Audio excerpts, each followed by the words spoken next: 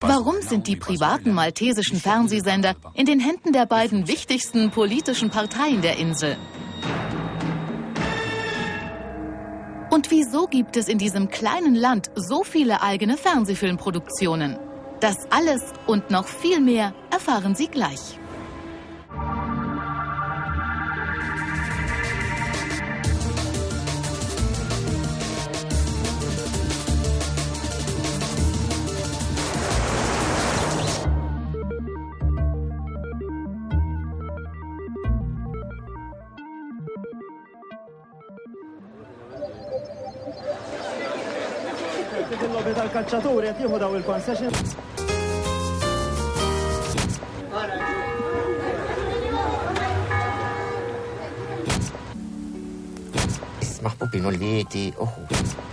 Però ma ġara xejn. Sign of our island. Sarkozy għadda minn quddiem il-Kamera Stanet News.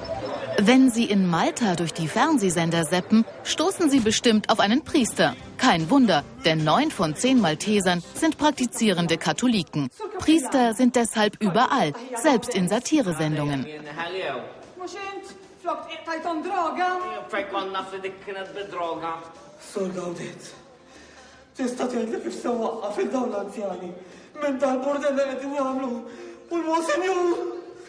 Über seine Späße können die Malteser besonders lachen. Gaudenz ist eine Mischung aus Mr. Bean und Benny Hill.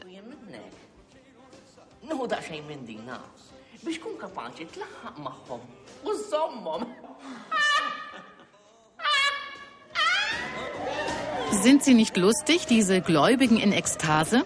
Schuld daran sind Drogen, der Glaube und die Späße von Fabian Sherry de Carlo.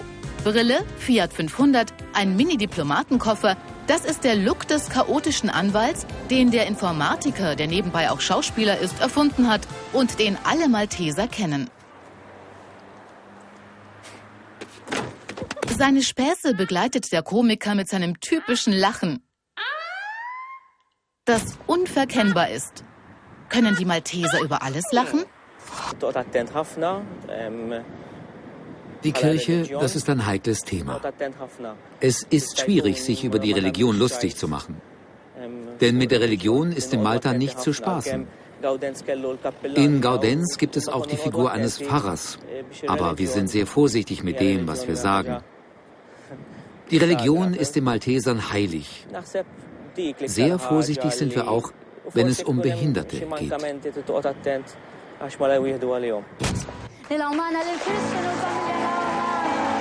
Religion und Behinderte. Diese Themen werden hier ganz anders behandelt. In der Sendung Tista Kunint, das könnten Sie sein. Eine Kultsendung, die sich jeder Zweite anschaut. Heute ist Christian zu Gast. Das Team von Tista Kunint möchte dem kleinen behinderten Jungen seinen Traum erfüllen. Er möchte Papst Benedikt XVI. In Rom treffen.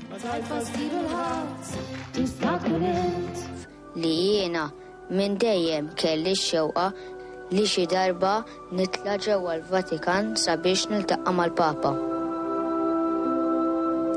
Jumejn ilu ġejt sorpriż minn programm televiżiv Malti bl-isem ta' Tista' tkun int li fi żmien 48 siegħa kont se nkun hawnhekk. Qatt ma kont nimmaġina li xi darba se tasal din l-okkażjoni li niġi niltaqa' miegħek wiċċ imbuċċ.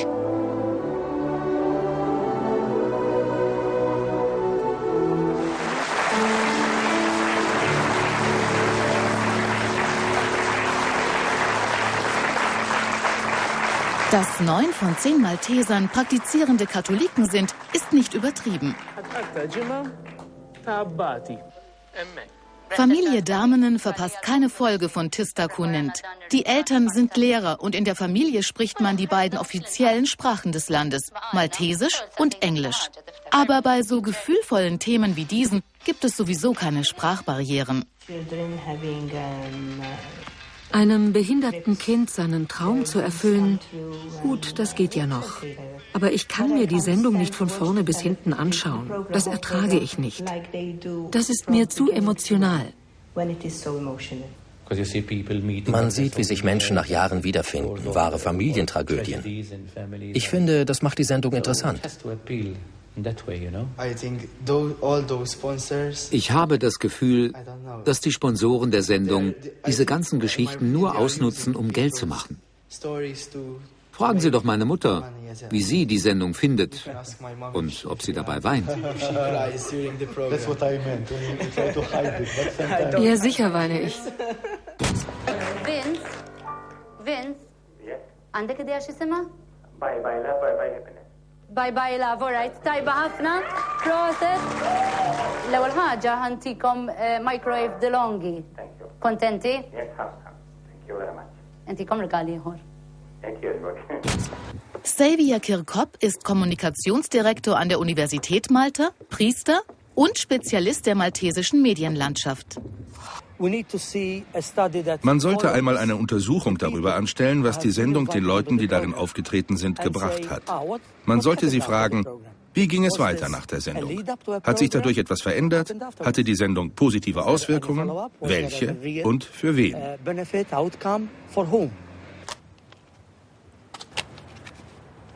Rachel Weller, Moderatorin und Produzentin von Tista Kunint.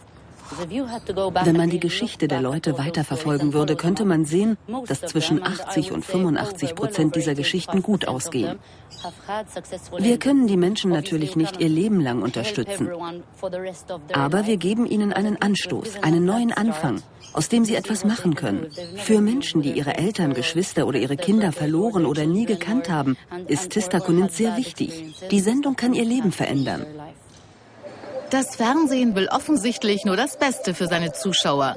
Aber im Hintergrund werden harte Kämpfe ausgetragen. Denn jede der beiden großen Parteien hat ihren eigenen Fernsehsender. Super One für die Sozialisten, Net TV für die Nationalisten.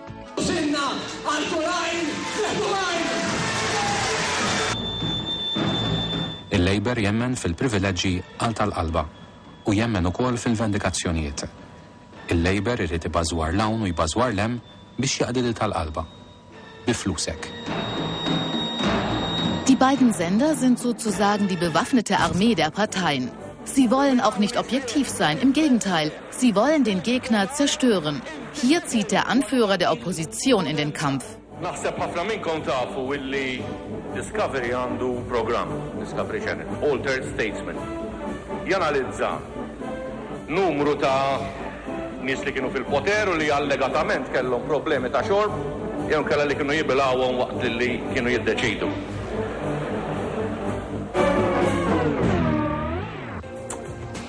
Il-Partit Nazzjonalista.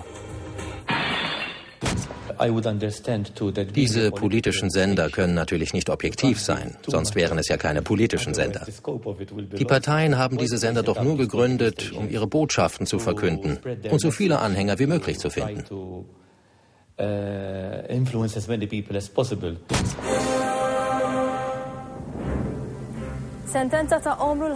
Welcher Sender zu welcher Partei gehört, ist schon an den Farben zu erkennen. Rot für die Sozialisten, blau für die Nationalisten.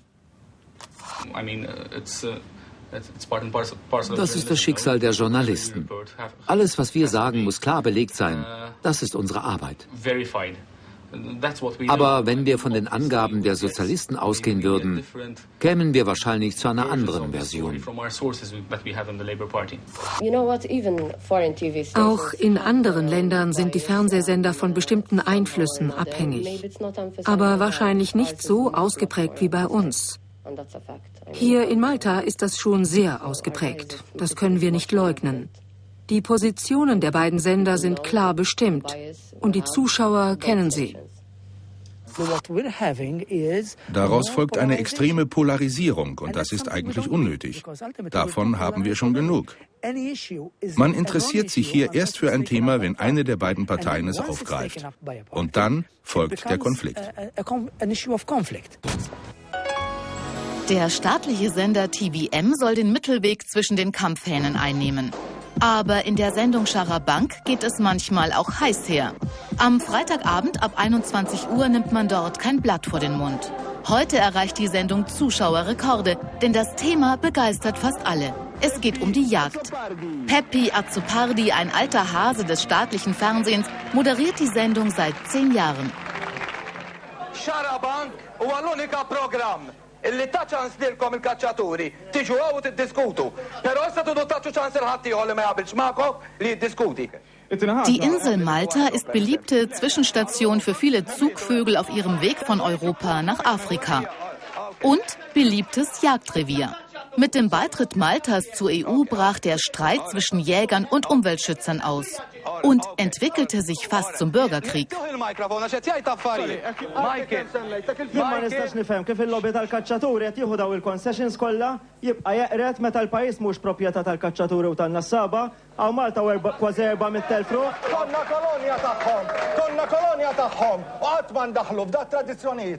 Kważi 200 sena. Issa assa nkunu gwali magħhom. La safar huma wirt komuni huma wirt naturali. Komplu għajtu qed kemm arroganti. Min issa l-qudiem. Min issa l-qudiem. Inkeċċ in-nies. Inkeċċ in-nies. Il-miżel għandilkom qabżu barra. Kompli. Jekk qed taħsbu l-ġaraban se tawruh f'karnival. Eigentlich geht es im ganzen Land so zu wie in Xarabank. Man versucht, Probleme zu lösen, indem man schreit. Wer am lautesten schreit, gewinnt. Es gibt viel Hass untereinander und schließlich werden kaum Lösungen gefunden.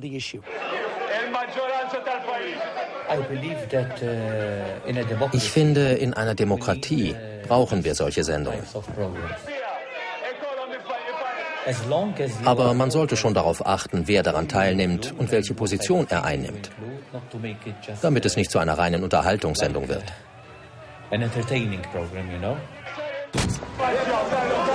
Und wenn das Pulverfass zu explodieren droht, hat Xarabank ein einfaches Mittel zur Beruhigung.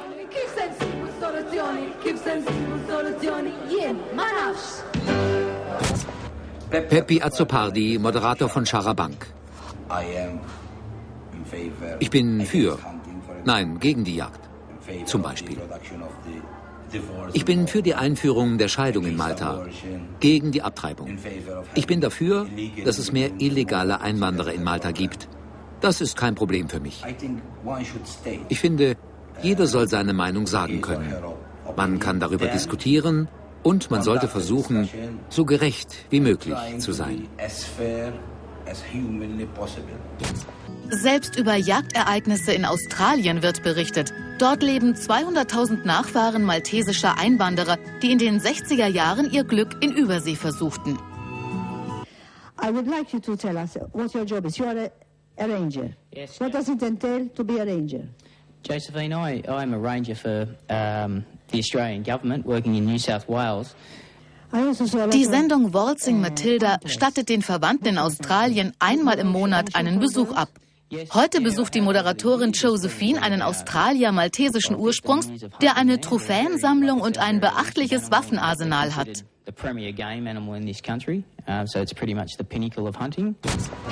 Seit 14 Jahren erklingt die ehemalige zweite Nationalhymne Australiens, Waltzing Matilda, in den Wohnzimmern der Malteser und ist dort bei Jung und Alt beliebt. Die beliebteste Frau im maltesischen Fernsehen ist momentan aber Giselle. Giselle ist die Hauptfigur der gleichnamigen Serie aus 100% maltesischer Produktion. Darin geht es um dunkle Geschäfte und Prostitution. Sex, Lüge, Verrat, dunkle Machenschaften, es fehlt an nichts. Giselle hat den Reiz des Verbotenen, der die Malteser erschaudern lässt. Das ist die beste Fernsehserie aller Zeiten. Ich mag die Kulissen, die Figuren, die Kameraeinstellungen, die Intrige und die schönen Mädchen.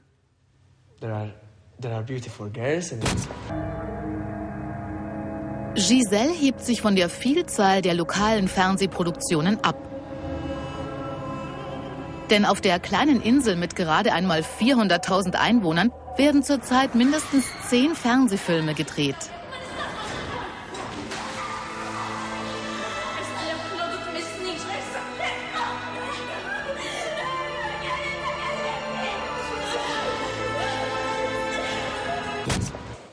Die lokalen Filme sind Low-Budget-Produktionen. Die meisten Schauspieler sind semi-professionell und im Team muss jeder sehr vielseitig sein.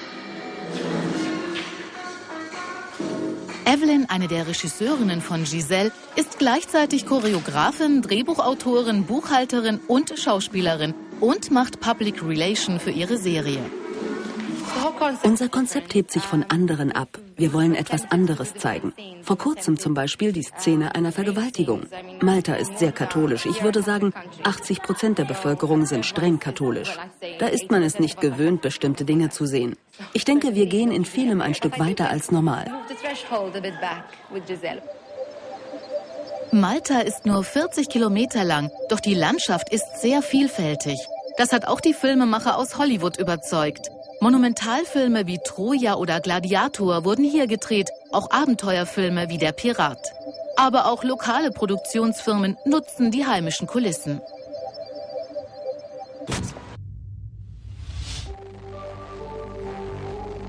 Die Krimiserie Miriana Colliero ist bei den Maltesern sehr beliebt, denn sie spiegelt ihr eigenes Leben wider.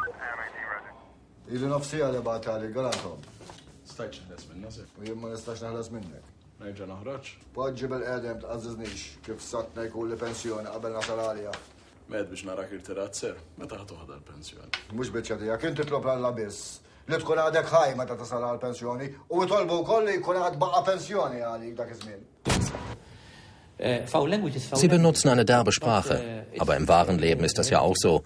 In der Schule reden die Kinder auch so, also kann man so etwas ja auch im Fernsehen zeigen. Denn es ist Teil des täglichen Lebens. Und in der Sendung wird diese Sprache ja in einem bestimmten Kontext gebraucht. Wenn es nicht zu übertrieben ist, finde ich das in Ordnung. Ich mag Mark Doneo. Er nimmt kein Blatt vor den Mund.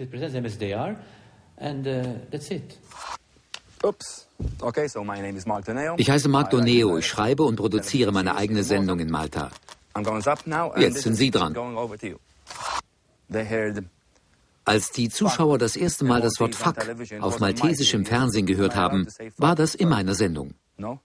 Ich darf doch Fuck sagen, oder? Das ist einfach nur ein etwas derber Kraftausdruck, wie in allen Ländern der Welt existiert.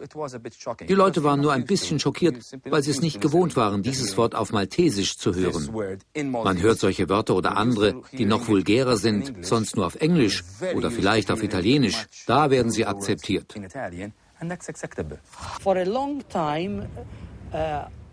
Die maltesischen Kinder konnten lange Zeit Italienisch sprechen, weil sie sehr viel italienisches Fernsehen schauten.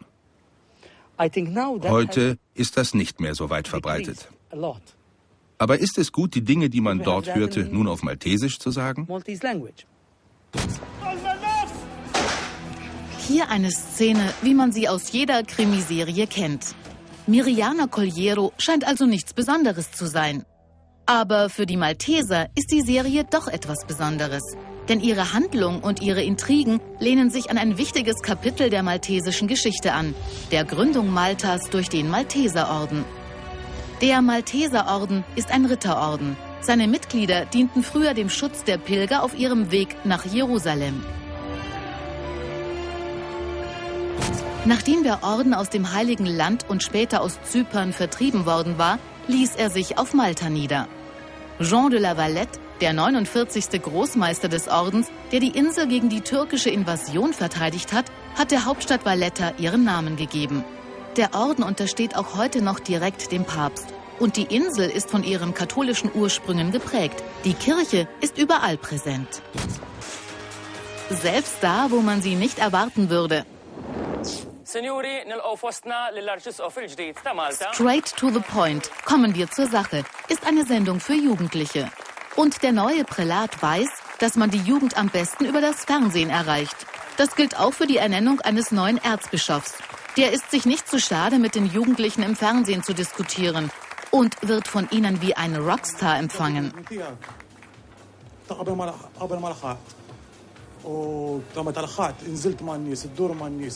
تتكلم مع الناس تحضرهم بداية الناس جبت أمونت كبير تا ناس تا ċertu etar kienu tbiedu ħafna mill-Knisja.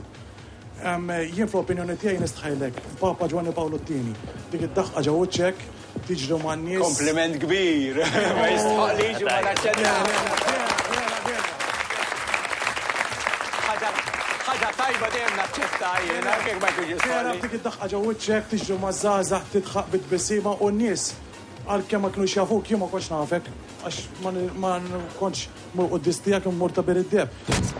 Die Kirche produziert sogar ihre eigenen Sendungen, wie Olb in Nice, im Herzen der Menschen. Im Studio werden Themen aus dem Alltag der Menschen diskutiert und Szenen rekonstruiert. Mux faċli għax ser jolqot argumenti sensitivi ħafna. Papa madux jgħixaw magħna, xorta l-papa jibqa' tiegħek. U xorta jibqa' jħobbok daqs kemm inħobbok jien. Ma jien niddejja hemm, ma nsibx nagħmel u meta noħorġu bil-forsi tiġi dik il-mara magħna u tibqa' ġejja magħna d-dar. Jake, inti trid tibqa' tifhem li papa jħobbok u ma jridx jinfiret minnek. Issa mura rassa tieħu miegħek għax daqt jiġi għalik. Ma, għalfejn għandu mar oħra l-papa? Jake, il-papa jaf x'għandu jagħmel. U l-papa se jibqa' jħobbok bħalma kien iħobbok qabel. Tajjeb.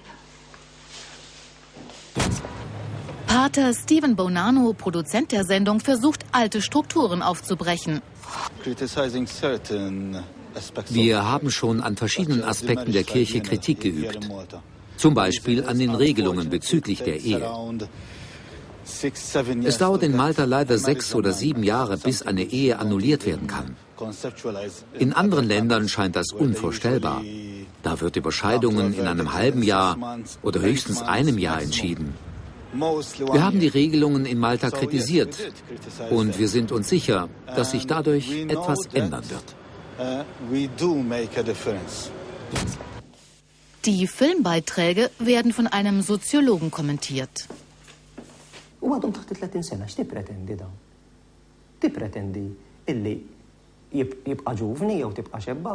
Laqas San Pawl ma jagħtih dak il-parir. Għax għar-Romu li jgħid San Pawl li jgħid isma' inħeġġeġ li min jormur żgħir jerġa' jiżżewweġ għax nevitaw ħafna nkwiet. Speċjalment il-kwiet tal-konkupixxenza ġifieri tax-xewqa għal ħajja sesswali. Die Leute gehen heute kaum noch in die Kirche. Deshalb ist diese Sendung eine gute Sache. Die sollten sich viel mehr Jugendliche ansehen. Eltern wissen nicht immer eine Antwort auf alle Fragen der Kinder. In der Sendung können sie Antworten finden und die Dinge werden positiv dargestellt. Canal Canal es una staciones televisivas españolas sobre las educaciones. Wenn die Kinder im Bett sind, zeigt das staatliche Fernsehen eine ganz andere Form von Bildungsfernsehen. Hier ein Sketch aus der Sendung Canal Carnal, dem Sender der Fleischeslust.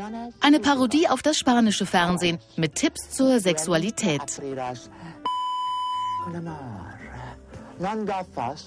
Da es keinen Sex zu sehen gibt, macht man sich darüber lustig. Idyllicas faquinas in manos. Come see. Gentlementas. Come see. Halle. Sexuelle Aufklärung, Familienprobleme, darüber kann man schon reden, aber der Kontext muss stimmen. Dann ist es akzeptabel. Aber wenn man diese Themen aus dem Kontext reißt, dann kann das daneben gehen. Homosexualität ist eines der Lieblingsthemen der Sendung Borat. DJ Gianni übernimmt dort die Rolle des Journalisten Ali Bubakar. How nice you are. Thank you. Are you a man that goes with other men? What? No. Thank you. What? Are you man? You say how nice. Sorry, I can't hear. Sorry. I'm looking for the boys passing by. The boys? Boys and girls. Yes. And girls. You men that go with other men? No. No. Then why you look at boys? What boys? Young boys. Sports. You know nothing. Ali Bubakar macht sich gerne über das Macho-Gehabe der maltesischen Männer lustig. Aber DJ Gianni kennt seine Grenzen. Er darf nicht zu weit gehen. Denn das Land ist klein und jeder kennt jeden. Thank you. Ich muss aufpassen, sonst könnte es schon passieren, dass mich der Erzbischof, der Präsident oder der Premierminister anruft. Die Zuschauer möchten nicht, dass ich bestimmte Grenzen überschreite. DJ Gianni traut sich aber, die großen Ereignisse der maltesischen Geschichte lächerlich zu machen, wie das Wunder der Bombe, die nie explodierte. Is true the story of bomb? Of the bomb? Of course it is true. Yes. 300 people were here, but no one was hurt. It's true, so the bomb... Of course it's true. Of course. It's very lucky. Of course. Yes. It's a miracle. It's a miracle, yes. This is Und so werden im maltesischen Fernsehen die Wunder des Herrn in Frage gestellt. I will not stay close in case it explodes, no. But as you can see, it's very black. It has point, it has flat, it's hot. It make shape like shram, but look down and it fall like that. It's very heavy and it not move. Ich sage dazu nur, was für ein Sakrileg.